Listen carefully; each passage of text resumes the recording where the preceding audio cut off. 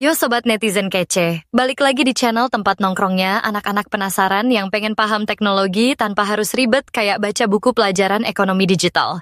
Sebelum kita ngebahas dunia yang penuh warna, seni digital, dan harga yang kadang nggak masuk akal ini, jangan lupa buat pencet tombol subscribe dulu, nyalain loncengnya, dan kasih like biar kita makin semangat ngasih konten cuan dan cerdas setiap hari. Jadi gini bro, hari ini kita bakal ngebedah satu fenomena digital yang sempet viral banget. Bikin heboh Twitter, Instagram, bahkan orang-orang yang tadinya nggak ngerti blockchain jadi ikutan ngomong. Yap, kita bakal bahas NFT alias Non-Fungible Token. Nama kerennya sih kayak makanan luar angkasa. Tapi tenang, ini bukan semacam bakso digital. Ini lebih liar dari itu. NFT itu adalah semacam sertifikat digital yang nempel di sebuah file. Entah itu gambar, video, lagu, atau item dalam game yang ngebuktiin bahwa lo punya versi asli dari barang itu. Jadi, walaupun semua orang bisa lihat gambarnya, hanya satu akun yang punya versi otentik yang diakui sistem blockchain.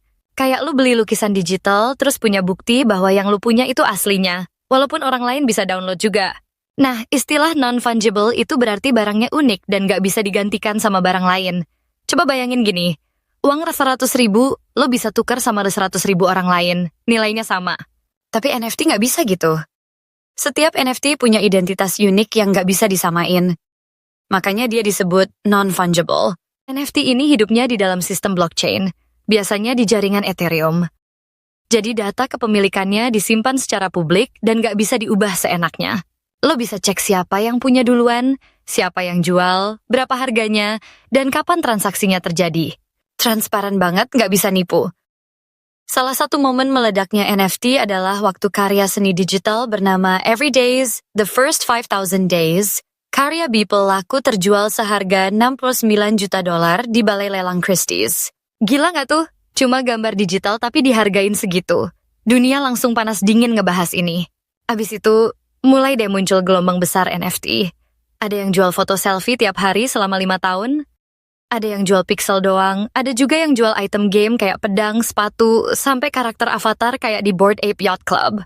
Banyak banget yang ngaku udah merdeka finansial karena jual NFT. Tapi jangan salah, dunia NFT nggak selalu mulus. Banyak juga yang kena rugi karena beli NFT mahal-mahal, nilainya turun drastis kayak altcoin nyungsep. Ada juga yang ketipu NFT palsu, atau project yang hilang kayak ditelan bumi. Jadi dunia ini kayak Wild West, lo bisa cuan, bisa juga kejeblos. Tapi ya balik lagi, NFT bukan sekadar soal seni digital atau gambar monyet doang. Di balik itu semua, ada teknologi dan konsep kepemilikan yang lagi ngubah cara kita ngehargain karya di era digital. Lo bikin musik? Bisa dijual NFT. Lo bikin tweet lucu? Bisa dijual NFT. Lo punya meme viral?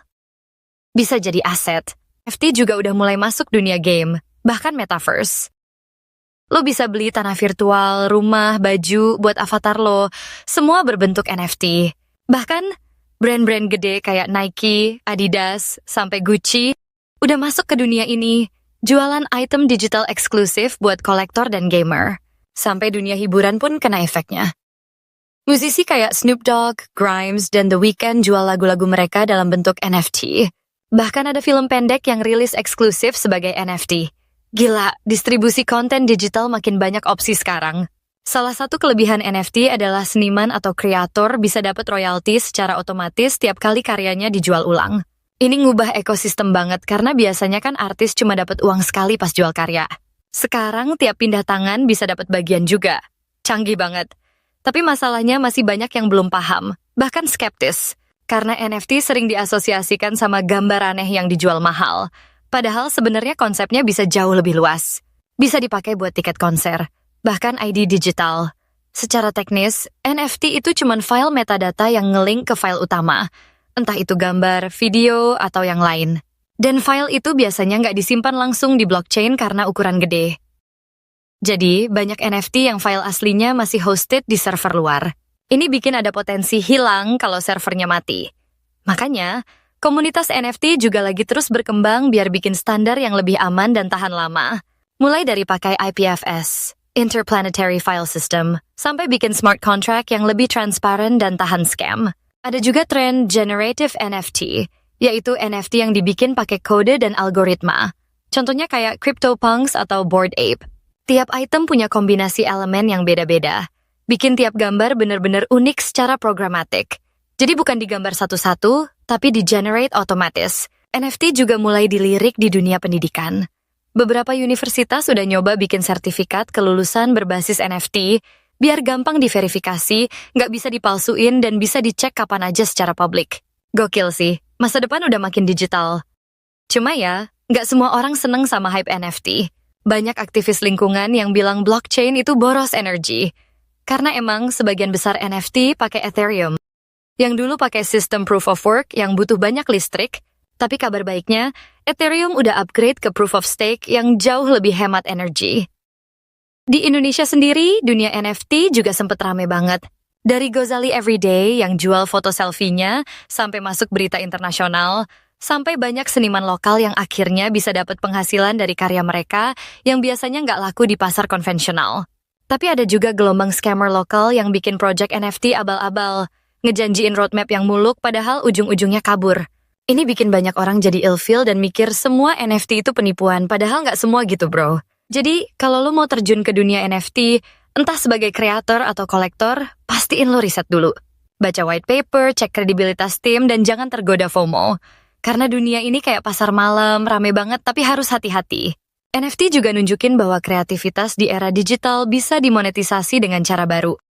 Sekarang lo nggak cuma jual lukisan fisik, tapi bisa punya galeri di dunia maya. Lo nggak harus nunggu galeri seni nerima karya lo, cukup punya wallet dan komunitas. Meskipun hype-nya udah nggak segila 2021, tapi NFT masih punya masa depan. Karena teknologinya masih relevan dan bisa dipakai di banyak bidang. Kayak tiket event, hak cipta, bahkan voting digital. Ini bukan cuma soal seni, tapi soal identitas digital. Jadi, buat lo yang kreatif dan pengen eksis di dunia Web3, teknologi NFT bisa jadi pintu masuk yang keren banget. Tapi ingat, masuknya gampang tapi bertahannya yang susah. Butuh komitmen, kualitas, dan juga komunitas. Dan buat lo yang masih skeptis, nggak apa-apa juga. Dunia digital selalu berkembang dan gak semua orang harus ikutan. Tapi ngerti dasar-dasarnya penting, biar gak gampang dibohongin atau dikibulin sama istilah-istilah keren doang. Oke sob, itu dia penjelasan lengkap dan nyantai tentang apa itu NFT. Semoga lo jadi makin paham dan gak cuma ikut-ikutan tren doang. Jangan lupa like, komen pendapat lo soal NFT di bawah, dan pastiin lo subscribe channel ini biar gak ketinggalan bahasan teknologi lainnya. Sampai ketemu di video selanjutnya, dan ingat, jangan cuma jadi penonton, jadilah pemain. Bye-bye.